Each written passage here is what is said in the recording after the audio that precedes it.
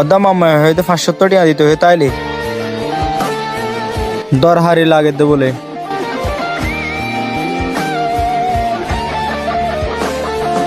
ঠিক আছে টিয়া আমি বছর তো লই দি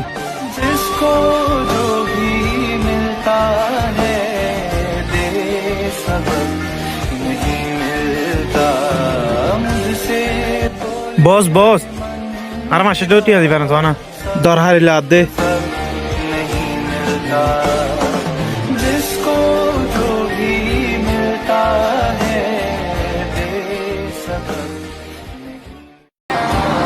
হঠাৎ গড়িতে হরে গিয়ে ঢাকা না যায়